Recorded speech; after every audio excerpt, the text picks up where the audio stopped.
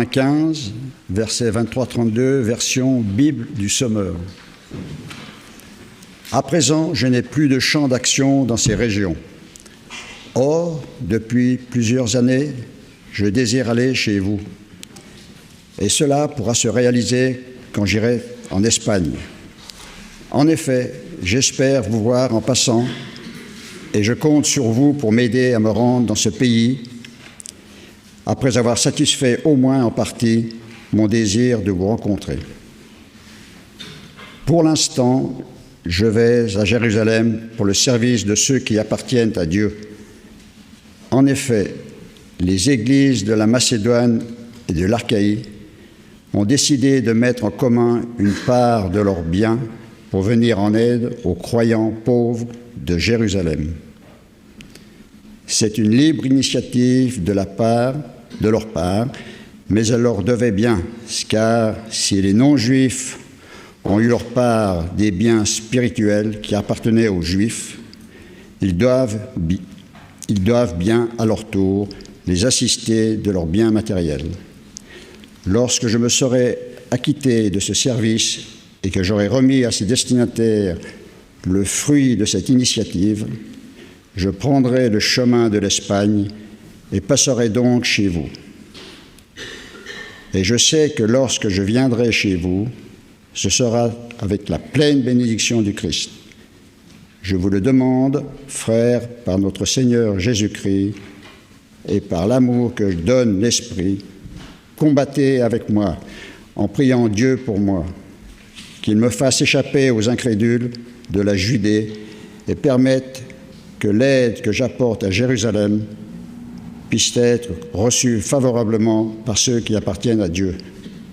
Ainsi, je pourrai venir chez vous, le cœur plein de joie, si Dieu le veut, et trouver quelque repos parmi vous. Amen. Bonjour à toutes et à tous. Je voudrais tout d'abord remercier la personne qui a eu la très belle idée de faire ces bouquets très lumineux ce matin. Quand je suis rentré dans la chapelle, ça m'a vraiment illuminé. Un peu comme j'espère que l'espérance vous illuminera pendant cette méditation. Si je dis CR7, est-ce que ça parle à quelqu'un? Ah oui.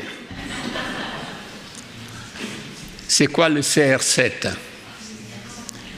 Et c'est Cristiano Ronaldo.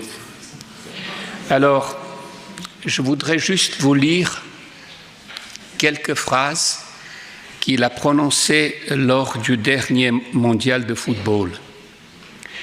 Remporter une coupe du monde pour le Portugal était le rêve le plus grand et le plus ambitieux de ma carrière.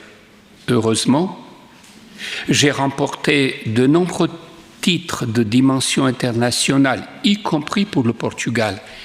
Mais placer le nom de notre pays au plus haut niveau du monde était pour moi le plus grand rêve. Je me suis battu pour ça, je me suis battu pour ce rêve. J'ai tout donné sur le terrain, je n'ai jamais tourné le dos au combat et je n'ai jamais renoncé à ce rêve. Malheureusement, hier, ce rêve a pris fin. Et je rajoute, ce rêve s'est brisé. Oui, il y a des rêves comme ça qui sont extraordinaires et qui se brisent. Michel vient de nous lire un texte d'un rêve que Paul faisait. Ce n'est pas quelque chose qu'il a rêvé. C'était un objectif dans sa vie. C'était quelque chose à quoi il aspirait, un rêve pour sa vie. Ce héros, vous pouvez l'écrire de deux façons, avec OS ou AULT, de la chrétienté du 1er siècle a chéri ce rêve. Il a tellement chéri, il a tellement peaufiné qu'il l'a écrit, il a mis par écrit à ses amis à Rome. Paul n'aura de cesse de caresser ce rêve.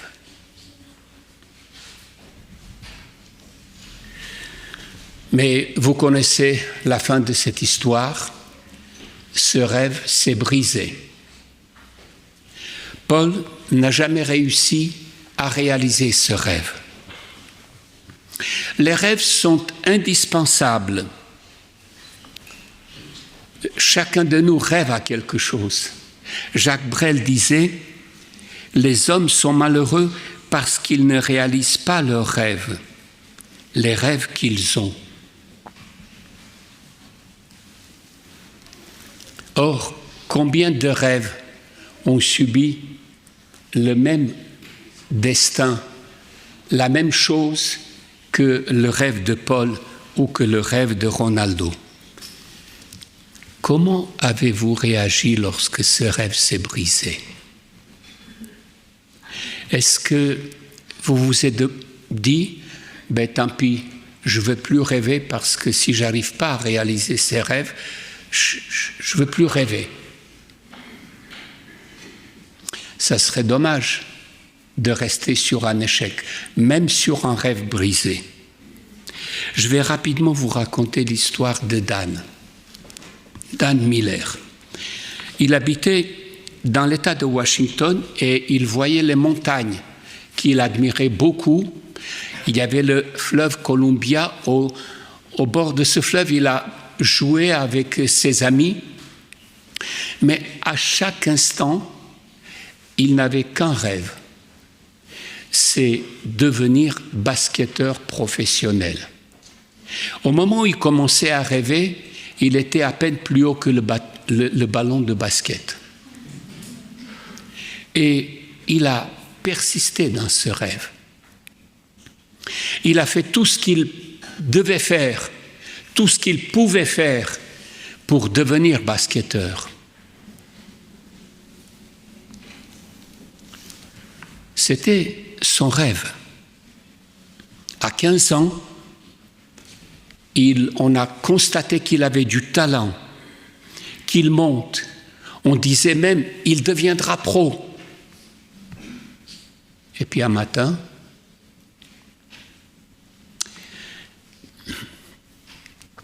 Dan se réveille et il sent que son bras ne marche plus comme il faut.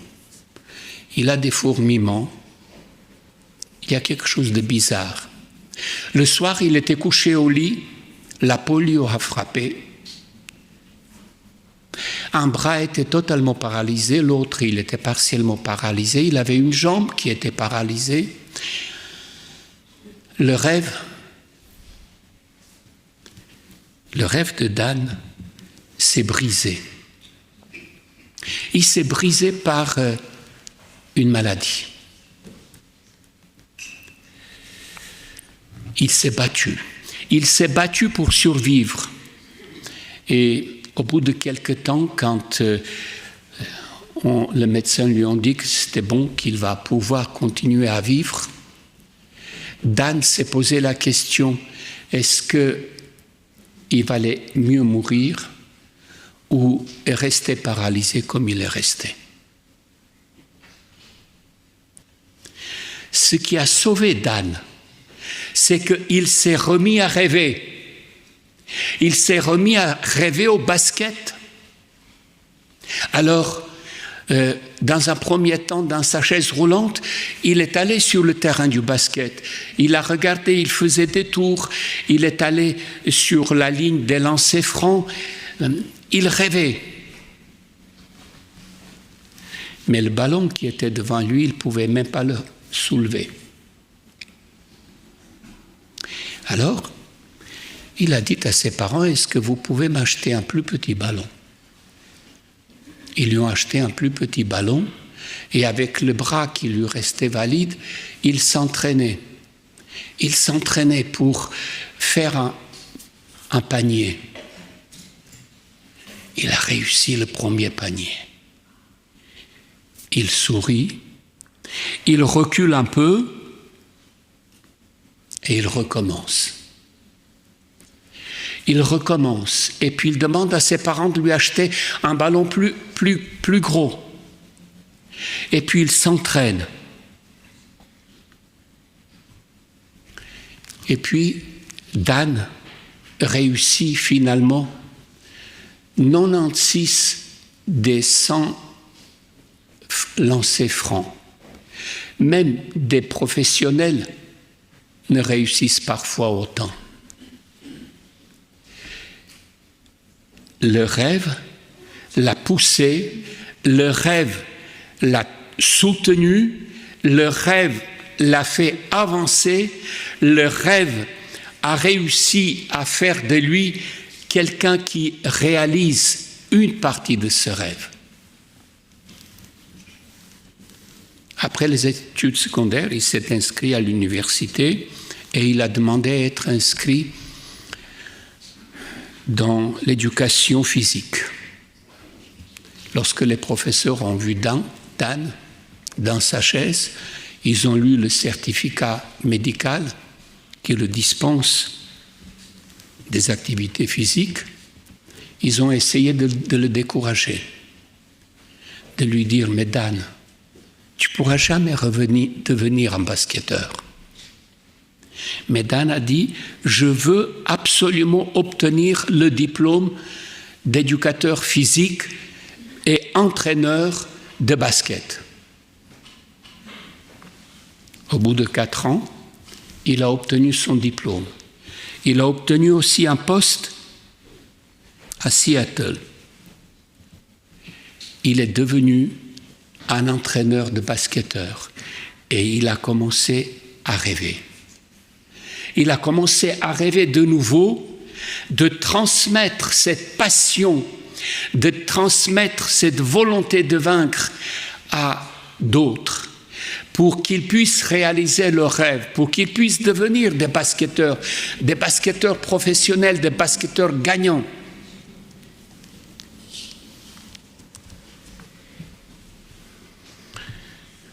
Nous ressemblons souvent à Dan Miller. Nous tous, nous avons nos rêves qui se sabordent un jour ou l'autre dans notre vie.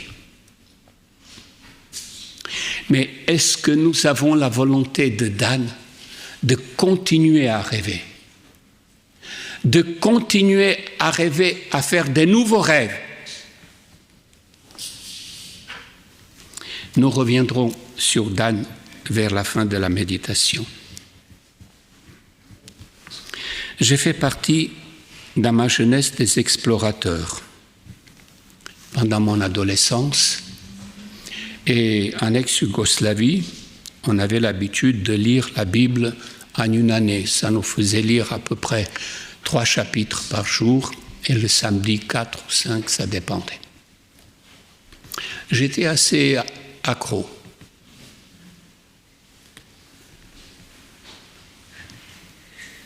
Mais arrivé au livre du Lévitique, parfois, je me suis dit, mais je ne comprends rien. Et puis arrivé dans le livre des Nombres, je me dis, mais pourquoi je m'efforce de lire cela? Puis j'ai persévéré. Et puis, avec l'âge, je me suis dit, mais c'est bizarre. Mon grand-père qui aimait me raconter tellement d'histoires de la Bible, il ne m'a jamais raconté ces histoires des juges. Il ne m'a jamais raconté ces histoires de Samuel. Il ne m'a jamais raconté ces histoires scabreuses parfois.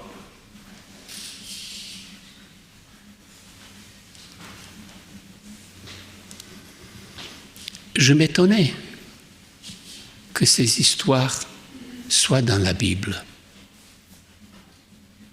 Il y a des histoires dans la Bible qui sont difficiles, qui nous sont pas compréhensibles toujours.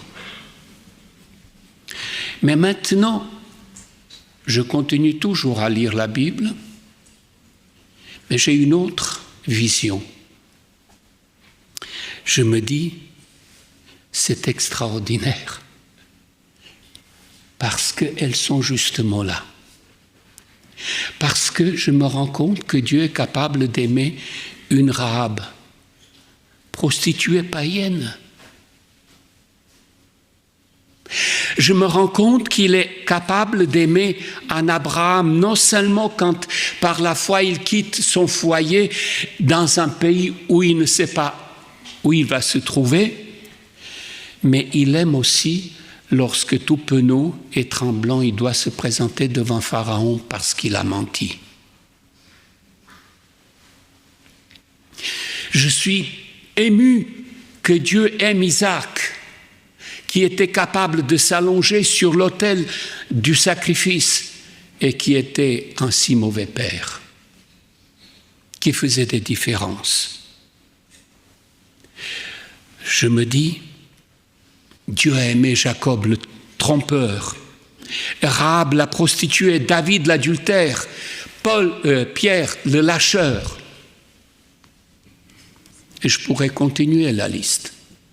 Voyez-vous, ce qui est extraordinaire avec Dieu, c'est que Dieu nous aime malgré nos imperfections. Parfois, dans le regard des autres, nous voyons un jugement. Parfois, dans le regard des autres, nous voyons un regard blessant parce que nous avons échoué à quelque chose ou parce que nous n'avons pas fait quelque chose comme il faut.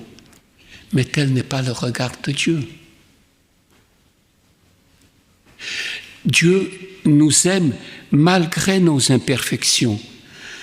Je suis ému quand je pense combien Dieu peut intervenir pour justement suppléer à nos imperfections. Lorsque pour la deuxième fois, Abraham, quand il est devant Abimelech qui aperçoit Sarah qui est belle et qui se renseigne, et puis qu'Abraham va mentir pour dire « c'est ma sœur ». Et puis Abimelech va les voir se faire des câlins sur la terrasse. Et il va dire à Abraham « mais pourquoi tu m'as menti ?» Mais quand est-ce qu'il va dire ça à Abraham ? Il va dire ça à Abraham lorsque Dieu va parler à Abimelech dans le rêve et il va lui dire « ne fais pas de mal à Abraham ni à sa femme, car ils m'appartiennent. » Vous voyez, un menteur et une femme complice, Dieu les aime. Alors, je ne vous dis pas qu'il faut que vous soyez cela, ce n'est pas ça du tout. Ne prenons pas de raccourcis. Mais ce que je vais vous dire, c'est que vous avez peut-être d'autres défauts dont vous n'arrivez pas à vous débarrasser, que vous vous dites, mais est-ce que c'est possible que Dieu m'aime comme cela ? Vous voyez, en tant qu'institution, en tant qu'Église, en tant qu'individu, nous ne sommes pas parfaits. En toute humilité, reconnaissons-le, certains de nos défauts de caractère sont difficiles. Nous sommes incapables parfois de rétablir l'harmonie des relations les uns avec les autres. Nous souffrons peut-être des défauts physiques, des limites intellectuelles ou spirituelles. Mais Dieu est toujours notre Dieu. Nous sommes la prunelle de ses yeux. Et il nous rappelle qu'il travaille pour nous. Il travaille avec nous. Il travaille en nous. Écoutez ces paroles qu'il dit à Josué au début de son ministère, quand Josué était mort de peur de succéder à Moïse. Il lui dit « N'oublie pas que je t'ai recommandé d'être courageux et fort. Ne tremble pas, ne te laisse pas abattre, car moi, le Seigneur ton Dieu, je serai avec toi partout où tu iras. » Quand tu sortiras peut-être de cette chapelle ou quand tu te réveilleras demain matin et que tu devras affronter quelque chose qui est survenu et à quoi tu ne t'attendais pas, Dieu te dit « Ne t'inquiète pas, je serai avec toi, je suis avec toi. »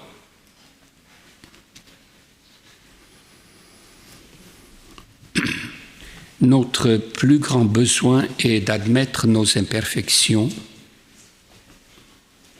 et de ressentir l'amour de Dieu dans notre cœur malgré elles. Ensuite, reconnaître dans quelles circonstances si peu idéales Dieu nous a donné ses richesses spirituelles, psychologiques, matérielles. Arrivé à ce stade de la prédication, j'aimerais vous raconter une expérience que j'ai faite avec Dieu à 15 ans. Je venais de finir mes études primaires. J'avais beaucoup de facilité avec les maths, avec la physique. Je détestais la chimie et la langue serbe. Mais voilà, on n'est pas parfait. Et j'ai dit à mes parents que je voulais m'inscrire à l'école technique à Belgrade pour pouvoir devenir électronicien ou ingénieur si j'arrive à poursuivre mes études. Je suis allé passer le concours. Nous étions à peu près 20 fois plus nombreux que les places disponibles. J'ai réussi le concours, mais dans les pays totalitaires, socialistes ou communistes, les choses ne se passent pas en fonction des connaissances, mais en fonction de qui vous êtes le fils ou la fille. Et on a privilégié d'abord les citadins, et pas tous les citadins, d'abord les citadins dont les parents étaient inscrits au parti. Donc je suis rentré à la maison, un peu bredouille après avoir eu les résultats, et vu que je ne pouvais pas être pris, et dans ma tête, je me suis mis à échafauder une autre voie, c'est la voie des études secondaires, et puis bifurquer après vers les sciences. Quand je suis arrivé à la maison, le premier jour, rien ne s'est passé, puis après on a discuté avec mon père. Je lui ai dit, voilà ce que je voudrais faire, papa. Papa m'a dit, ah non, c'est impossible. Te payer 4 années d'études sans avoir un diplôme au bout, c'est pas possible. Et puis il m'a dit, tu sais, j'ai discuté avec le pasteur. Et nous sommes arrivés tous les deux à la même conclusion, c'est que ça serait bien que tu ailles faire des études de théologie. Et puis tu vois, ce qui nous a réconfortés, c'est que le signe que tu ne sois pas pris pour les études que tu vois, que tu souhaitais, eh bien, Dieu t'ouvre une autre voie. Alors, je peux vous dire que je ne voyais pas du tout la volonté de Dieu là-dedans. Je ne voyais qu'une chose, mon rêve qui s'est brisé. Et puis, je suis allé à Rakovica, c'était la banlieue de Belgrade. J'ai fait 3 années d'études de théologie. Au bout de 3 années d'études de théologie, j'ai demandé si je pouvais sortir pour une école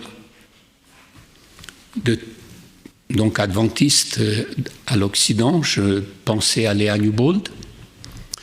Et le président de division qui était de passage à Belgrade pour la réunion de l'Union, l'Assemblée de l'Union, m'a dit, tu peux aller, mais tu peux aller qu'à Collonges parce que Newbold n'est pas dans la même division. Moi, Collonges ne me disait rien. Et je suis venu à Collonges. J'ai fait mes études, j'ai appris le français, j'y ai trouvé ma femme, j'ai terminé mes études de théologie.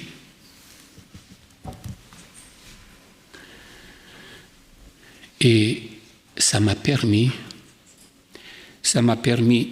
au bout de 40 ans,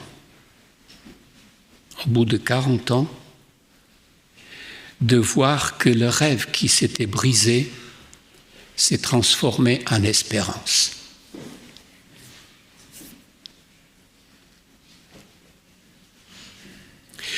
Ce que je considérais comme étant le rêve de ma vie ne me manquait plus. Aujourd'hui, je suis à la retraite et Dieu me permet d'accompagner des hommes et des femmes dans la souffrance, dans la joie, dans les dernières heures de leur vie. Et je peux vous dire que rien, mais rien ne peut combler plus que lorsque vous ouvrez la porte d'une chambre d'hôpital ou d'un EMS et que vous voyez un sourire grand comme ça, les lèvres qui s'écartent, heureusement il y a les oreilles qui les empêchent d'aller plus loin parce que vous venez visiter quelqu'un.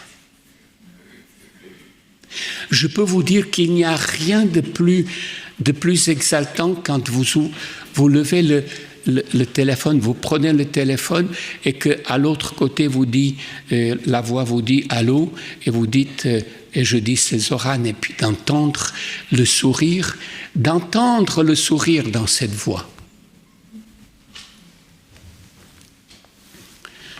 Eh bien, aucun diplôme d'ingénieur ne figure sur mes murs, ni dans le salon, ni dans le bureau, ni dans la chambre. Mais je suis comblé. Je suis comblé parce que Dieu m'a permis, tout au long de cette vie, de passer d'un rêve brisé à une espérance. Et ce n'est pas fini. J'ai beaucoup de mal, mais j'essaye parfois d'imaginer comment ça sera quand on sera au ciel. Ces personnes qui m'ont visité ou que j'ai visité, comment seront les retrouvailles? Comment Jésus va nous dire, mais tu sais, quand je t'ai inspiré d'appeler celui-ci ou de visiter celle-là, ce n'était pas toi qui as eu l'idée, ne te fais pas d'idée. C'est moi qui t'ai inspiré. Malgré tes imperfections, malgré le fait que tu as abandonné à un moment donné le pastorat, malgré le fait que tu as fait d'autres choses, je t'ai appelé. Parce que je voulais que tu comprennes que le rêve brisé peut se transformer en espérance. Aucune coupe ne figure dans la chambre de Dan. Coupe de victoire avec une équipe. Mais ce qui figure dans la chambre de Dan, ce sont des mots de remerciement, des photos, des remerciements que les jeunes lui envoient chaque jour pour lui dire merci de nous avoir aidés, de nous avoir accompagnés pour la réalisation de notre rêve. Aucun diplôme et aucun trophée ne figurait non plus dans les chambres de Paul. Vous allez me dire qu'il n'avait pas de chambre parce qu'il était tellement par Mons et par Vaux. Non. Mais ce rêve qui s'est brisé d'aller en Espagne s'est transformé dans quelque chose que pour beaucoup de personnes pourrait être considéré comme une punition. Il est maintenant à Rome.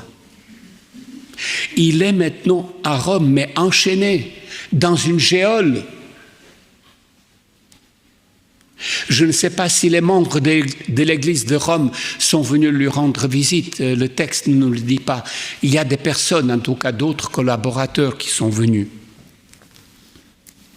Mais ce rêve brisé, voici ce que Jésus a fait dans le cœur de Paul et comment il l'a transformé. Je le lis dans son épître testamentaire à son fils Timothée. C'est pour annoncer cette bonne nouvelle que j'ai été établi prédicateur, apôtre et enseignant. C'est aussi la raison de mes souffrances présentes. Mais je n'en ai pas honte, car je sais en qui j'ai mis ma confiance. Et j'ai la ferme conviction qu'il est assez puissant pour garder tout ce qu'il m'a confié jusqu'au jour du jugement. Et un peu plus loin, j'ai combattu le bon combat. J'ai achevé ma course. J'ai gardé la foi. Le prix de la victoire,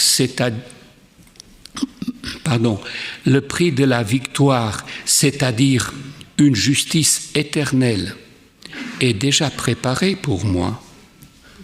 Le Seigneur, le juste juge, me le remettra au jour du jugement. Et maintenant, il vous parle. Et pas seulement à moi, mais à tous ceux qui, avec amour, attendent sa venue. C'est de vous dont il parle là. C'est à vous qu'il dit, voilà, mon rêve s'est brisé. Je n'ai pas réussi à aller en Espagne. Mais je vais te dire une chose, Timothée. J'ai trouvé l'ancre. Non, pas l'ancre. Le lieu d'ancrage solide où j'ai pu poser mon ancre.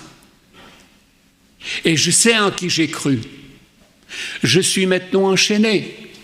Mais ce n'est pas grave. Parce que je sais que le Seigneur est avec moi.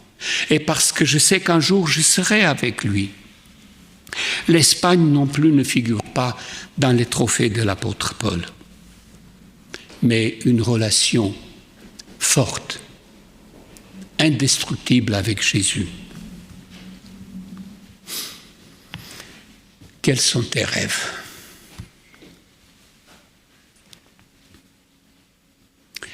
Quels sont les rêves que tu as vus se briser dans ta vie ?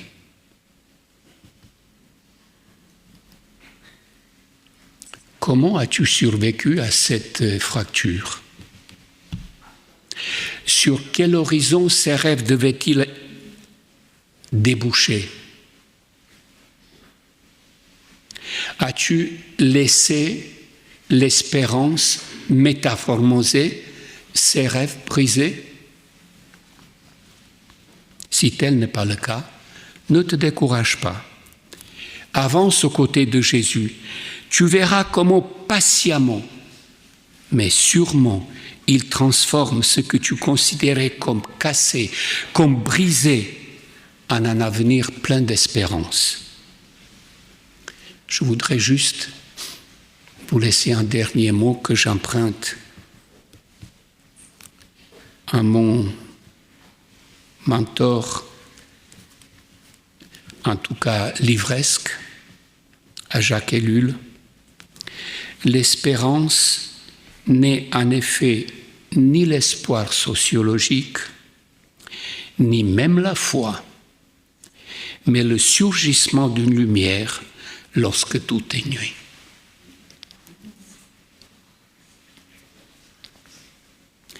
L'espérance n'est en effet ni l'espoir sociopolitique, ni même la foi, mais le surgissement d'une lumière lorsque tout est nuit. Que cette lumière de Jésus, porteuse d'espérance, surgisse aussi dans votre cœur, dans votre nuit, quand vos rêves se brisent.